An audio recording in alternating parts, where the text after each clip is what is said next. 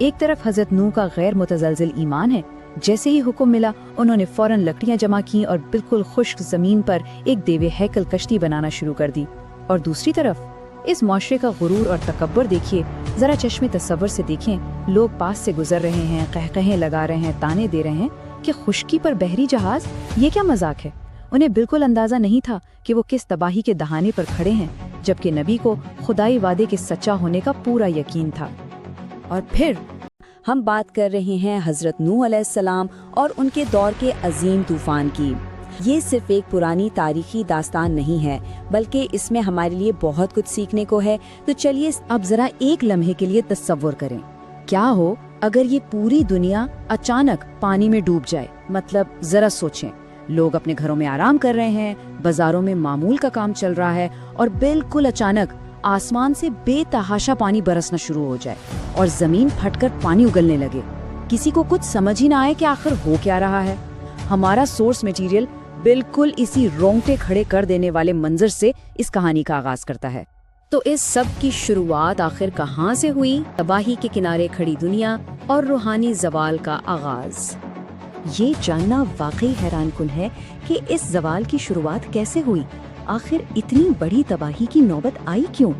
Source ہمیں بتاتا ہے کہ اس کی شروعات دراصل کسی بہت برے ارادے سے نہیں ہوئی تھی۔ لوگوں نے شروع میں محض اپنے نیک اور بزرگ لوگوں کی یاد تازہ رکھنے کے لیے ان کے مجسمے بنائے تھے، لیکن اور یہاں ایک بہت بڑا لیکن ہے، وقت گزرنے کے ساتھ ساتھ یہ یادگاریں عقیدت میں اور پھر عقیدت آہستہ آہستہ بت پرستی میں بدل گئیں۔ وہ مجسمے جو صرف یاد کے لیے تھے معبود بن گئے، اور بس یہیں سے انسانیت توحید کے راستے سے ہٹ گئی، جس نے ایک عظیم خدائی فیصلے کی بنیاد رکھی۔ صدیوں کی انسنی تبلیغ اور توحید کی مسلسل دعوت۔ جب گمراہی اتنی زیادہ پھیل گئی تو حضرت نوح علیہ السلام کو ایک رسول کے طور پر بھیجا گیا تاکہ وہ لوگوں کو واپس سچائی کے راستے پر لا سکے۔ اور یہ کوئی چھوٹا موٹا کام نہیں تھا۔ ہم یہاں چند دنوں یا مہینوں کی بات نہیں کر رہے ہیں، دہائیاں گزری اور پھر صدیاں گزر گئی، ایک طویل عرصہ جس میں وہ مسلسل توحید کی دعوت دیتے رہے، اور جواب میں کیا ملا؟ صرف انکار اور حد سے زیادہ مذاق۔ قوم اپنی ہٹ دھرمی پر قائم رہی کہ وہ اپنے باپ دادا کے طریقے کسی صورت نہیں چھوڑیں گے، لیکن اس سب کے باوجود پیغمبر کا صبر کمال کا تھا۔ یہ سلسلہ تب تک چلتا رہا جب تک کہ بالآخر وہ آخری وحی نہیں آ گئی کہ اب کوئی اور ایمان لانے والا نہیں ہے، یعنی اب وقت ختم ہو چکا تھا۔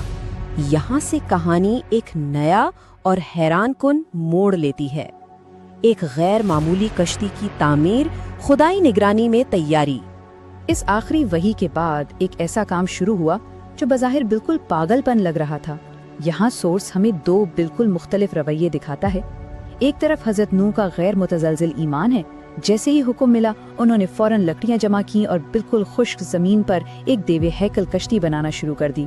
اور دوسری طرف اس معاشرے کا غرور اور تکبر دیکھیے، ذرا چشم تصور سے دیکھیں، لوگ پاس سے گزر رہے ہیں، قہقہیں لگا رہے ہیں، تانے دے رہے ہیں کہ خشکی پر بحری جہاز، یہ کیا مذاق ہے؟ انہیں بالکل اندازہ نہیں تھا کہ وہ کس تباہی کے دہانے پر کھڑے ہیں، جبکہ نبی کو خدائی وعدے کے سچا ہونے کا پورا یقین تھا۔ اور پھر بالآخر وہ وقت آ ہی گیا، عظیم طوفان کا آغاز، اللہ کے فیصلے کا نفاذ۔ جب کشتی لگ بھگ تیار ہو گئی تو وہ نشانیاں ظاہر ہونا شروع ہو گئیں جن کا وعدہ کیا گیا تھا۔ اور یہاں ایک بہت ہی دلچسپ بات ہے، طوفان کی شروعات سیدھا بارش سے نہیں ہوئی۔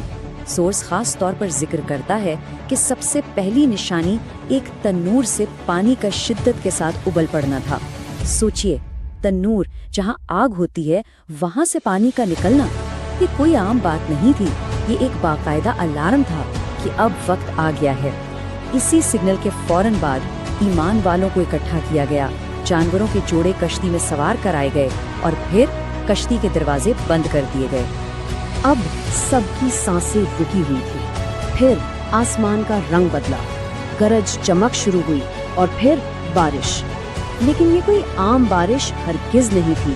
سورس کے الفاظ کچھ یوں منظر کشی کرتے ہیں جیسے آسمان بس پھٹکیا ہو، آسمان کے دروازے کھول دیے گئے اور پانی اس بے تحاشا شدت سے برسا جس کی تاریخ میں اس سے پہلے کوئی مثال ہی نہیں ملتی، ایک نہ رکنے والا خوفناک سیلاب۔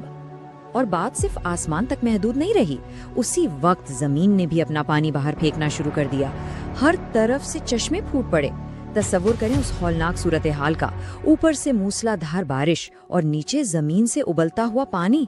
बस्तियां, खेत, बड़े बड़े महलात सब पानी में गर्क होने लगे। वो लोग जो कल तक गुरूर में डूबे हुए थे, उनकी ताकत, उनकी दौलत और उनका तकब्बुर, सब कुछ उस पानी के सामने एक ही लम्हे में बेकार होकर रह गया। इस सफरा तफरी के बीच एक बहुत ही रुला देने वाला वाकया पेश आया।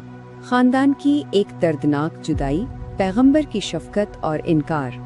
तूफान पूरी शिद्दत पर था, लहरें पहाड़ों जैसी बुलंद हो चुकी थीं और इस तूफान के बिल्कुल दरमियान सोर्स एक इंतहाई जज्बाती लम्हे का जिक्र करता है। हजरत नूह अलैहिस्सलाम ने अपने बेटे को देखा जो कश्ती में सवार नहीं हुआ था। एक शफीक बाप की तरह उन्होंने उसे पुकारा, लेकिन बेटे का जवाब क्या था? उसने कहा, मैं किसी पहाड़ पर पनाह ले लूंगा जो मुझे पानी से बचा लेगा। और बाप ने बेबसी से जवाब दिया, आज अल्लाह के हुक्म से कोई बचाने वाला नहीं। ये एक दिल दहला देने वाला मंजर है। बेटे ने खुदाई पनाह के बजाय एक मादी पहाड़ पर भरोसा किया और अगली ही एक बड़ी मौज उसे हमेशा के लिए बहा ले गई। ये लम्हा हमें बताता है कि उस दिन खुदाई रहमत के सिवा बचाव का वाकई कोई दूसरा रास्ता नहीं था। बिलाखिर हर तूफान की तरह इस तूफान का भी इख्तिताम होना था, नजात और हतमी असबाब। जब तूफान अपनी तबाही मचा चुका तो वो लम्हा आया जिसने हर चीज को पुरसुकून कर दिया। जमीन को हतमी हुक्म हुआ कि अपना पानी निगल ले और आसमान को हुक्म हुआ कि थम जाए, और बस देखते ही देखते पानी की सतह गिरने लगी। वो खौफनाक तूफान सुकून में बदल गया और वो कश्ती जो कभी खुश्क जमीन पर मजाक का निशाना बन रही थी, निहायत हिफाजत के साथ जूदी पहाड़ पर जाकर रुक गई। ईमान वालों के लिए जो निजात का वादा किया गया था वो 100% सच्चा साबित हुआ। तो इस पूरी हैरत अंगेज दास्तान से हम क्या सीख सकते हैं? हमारे सोर्स मटेरियल से कुछ बहुत ही गहरे असबाक सामने आते हैं। सबसे पहली बात, सच्चाई और हक का रास्ता बेपनाह सब्र मांगता है। दूसरी चीज़, लोग जितना मर्जी मजाक उड़ा लें, जितना मर्जी तकब्बुर कर लें, वो खुदाई फैसलों को नहीं टाल सकते। तीसरा, अल्लाह का वादा कभी झूठा नहीं होता, चाहे हालात कितने ही नामुमकिन क्यों ना लगें। और सबसे अहम बात, ताकत और मादी चीज़ें कभी नहीं बचा सकती। हकीकी निजात सिर्फ और सिर्फ कामिल भरोसे और इताअत में ही पोशीदा है। जैसे जैसे हमारा ये जायजा अपने इख्तिताम की तरफ बढ़ रहा है, एक सवाल है जो हमें अपने आप से ज़रूर पूछना चाहिए। जब जिंदगी में अचानक तूफान आते हैं, मुश्किल वक्त आता है, तो हम किस चीज़ पर भरोसा करते हैं? क्या हम भी उन मादी पहाड़ों की तरफ भागते हैं जो शायद खुद डूबने वाले हों, या हम उस इताअत और तवक्कुल की कश्ती को चुनते हैं जो हमें पार लगा दे? ये एक ऐसा सवाल है जो इस तारीखी वाक़े के बाद आज भी इतना ही अहम और जिंदा है। इस मालूमाती सफ़र में हमारे साथ रहने का बहुत शुक्रिया।